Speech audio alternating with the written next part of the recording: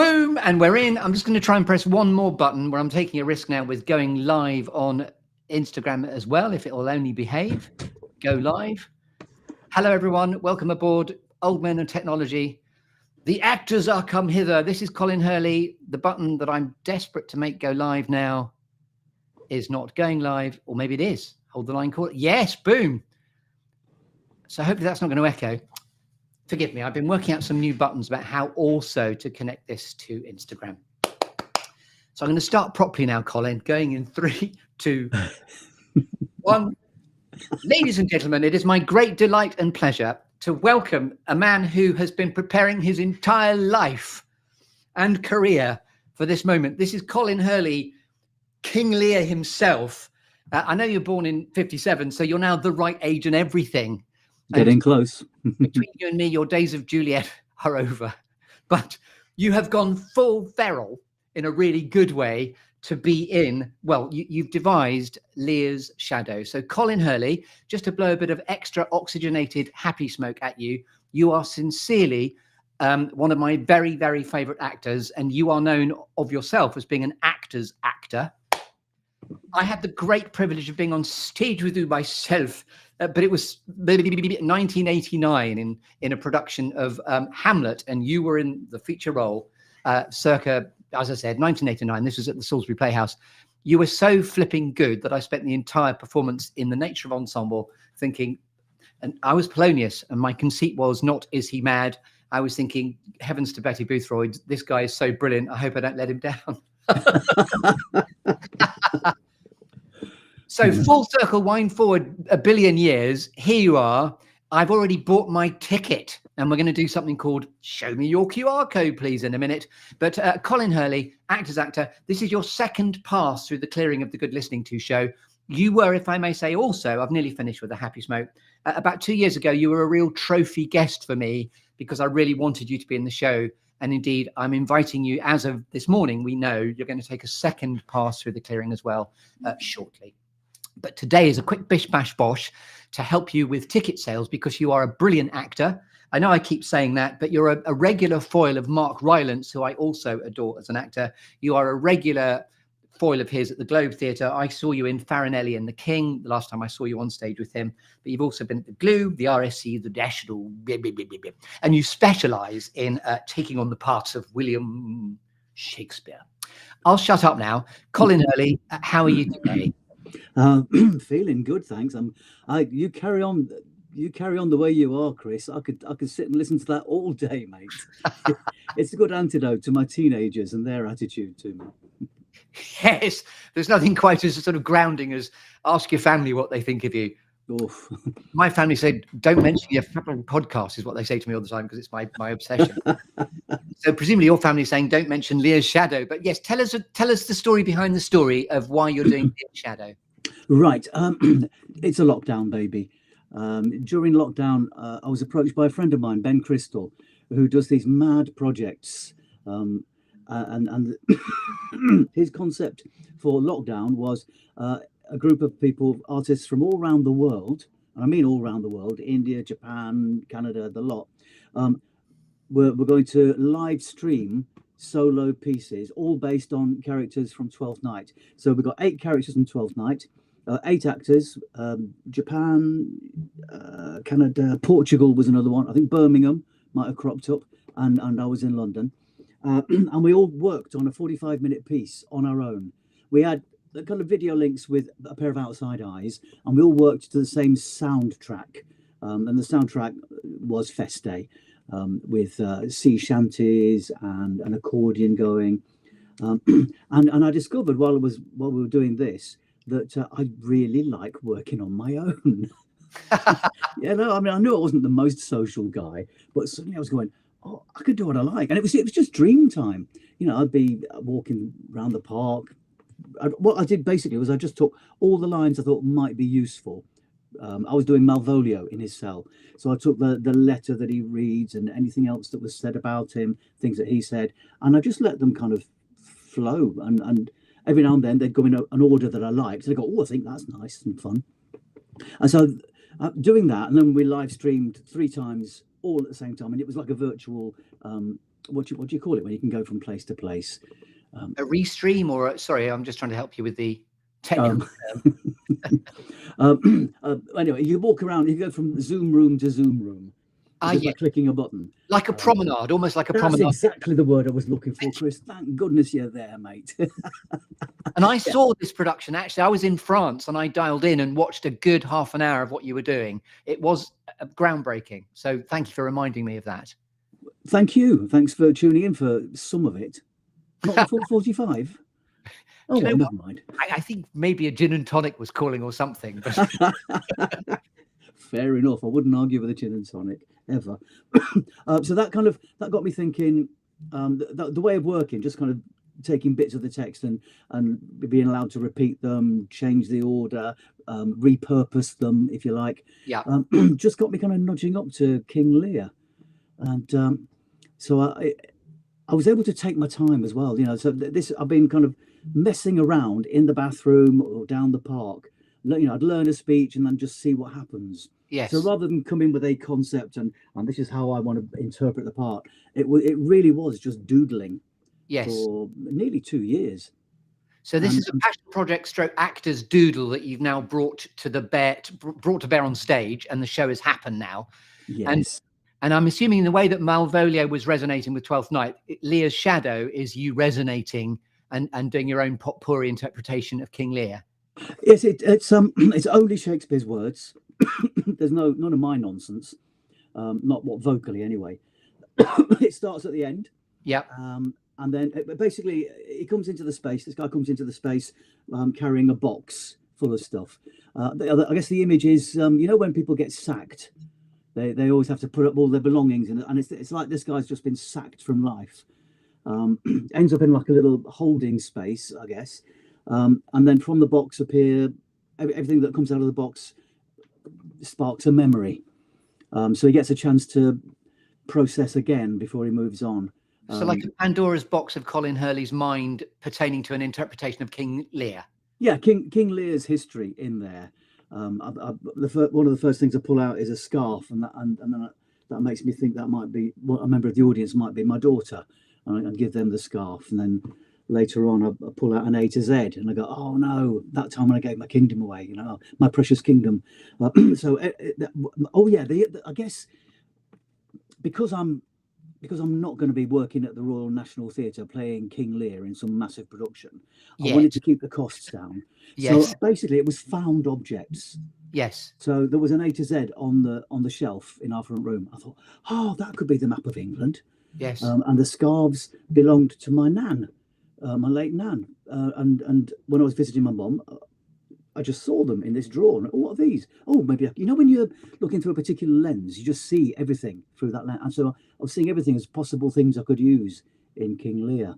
So that's making me think that this is almost part of your DNA, this part, because you, as I said, you've been preparing your entire life for this moment, because you've now, you know, you are central of the right age and right outlook to be that character. Well, I don't know. I'm not very kingly, but I think I've definitely everything that's happened and the paths I've taken have fed into this way of playing.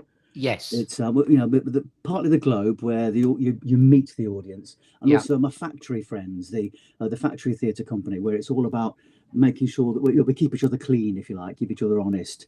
We're not busy doing our performance. We're connecting and communicating with each other and with the audience. And I know you're a teacher of actors as well. I know that, and people love working with you as to how you help them interpret Shakespeare. It's you know, I'm still surprised at how much I love working with students. Yes. Drama schools. They're just the energy they bring, and they say if you want to learn something, teach it, don't they? So you know, it's very much a circular process. Yes. Learning all the time. And as you know, Joanne Howarth, our mutual friend, has also been in this show before, but we're always riffing about, you know, the glory of Colin Hurley, actually. So it's wonderful to have you back here.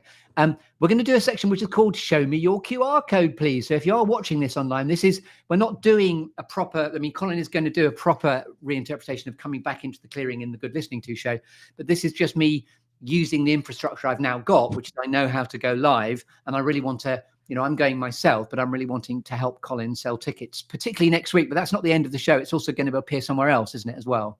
Yes, I'm doing 4 nights next week at Theatro Technis in Camden. Funky little venue with its own bar and everything. And then I've got a few other dates lined up later, but it's going to be the world's longest, slowest tour ever. I'm hoping to walk with it for the next 10 or 15 years, memory permitting. Lovely.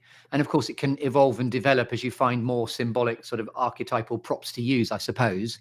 It can't help it. I mean, just last week, I was mentioning the show to a director who quoted a line from the play straight away. And I went, oh, that's not in it, but I think it should be. So I'm kind of, it's absolutely, it could go anywhere. This feels like this is the beginning, the first few steps of the journey. And we've done this very sort of quickly on the hoof, and I've just realized that I need to put the name of I've just done that, I've just adjusted. So if you scan this QR code, if you are watching across social media, this is how to get tickets to next week. Where is it happening next week, Colin? And show the flyer. Theatro Technis, which has been running for 50 years. It's a wonderful fringe venue in Camden Town. It's a 5-minute walk from Mornington Crescent, which is a real place. It's not just a game. It's a station on the Northern Line. If Camden Town, you walk south for 5 minutes, take a left. Mornington Crescent, you don't have to walk south. It's very easy to get to, and you'll love it. You can there's a nice little bar there. You sit in the bar after the show. You get to meet the cast, perhaps. A cast of thousands, as personified in the mind of you, the mindscape of Colin Hurley. It's just you, which is awesome. Well, I can keep it interesting by bringing some hats, Chris, for the bar, just for the bar. Of course. You have a very clever conceit as well, which is about having an audience avatar. Do you want to just explain a bit about that as well? Oh yes, this was when I ran this last year, 2 weeks at the wonderful Broccoli Jack, the Jack Studio.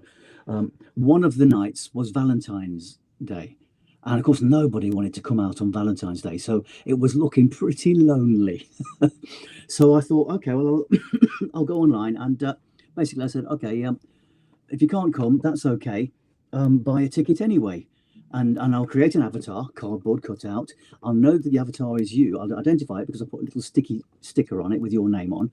And then after the show, we'll take a selfie, and I'll do you a show report telling you how brilliant it was and what a great time we had and how you got a bit drunk, but it was okay.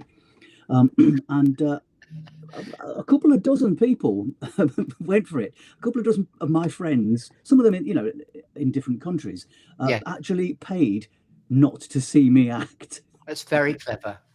And a compliment to you.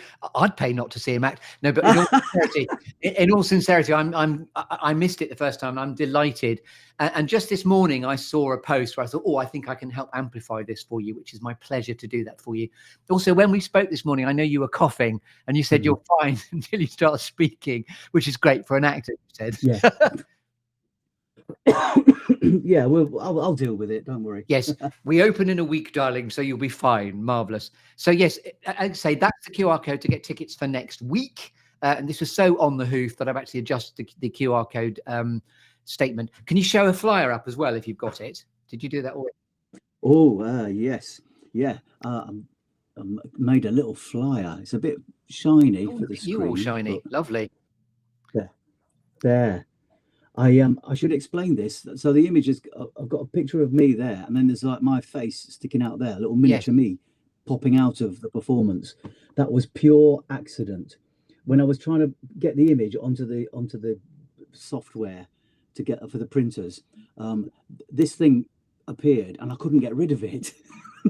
I couldn't get rid of it. So I just stared, and I thought, oh, I'm going to cry now.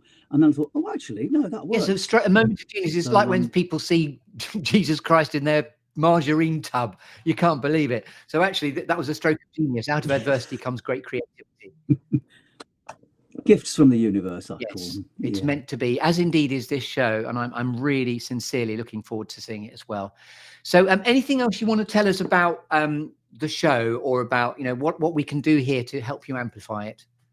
Come along, share with anyone you can.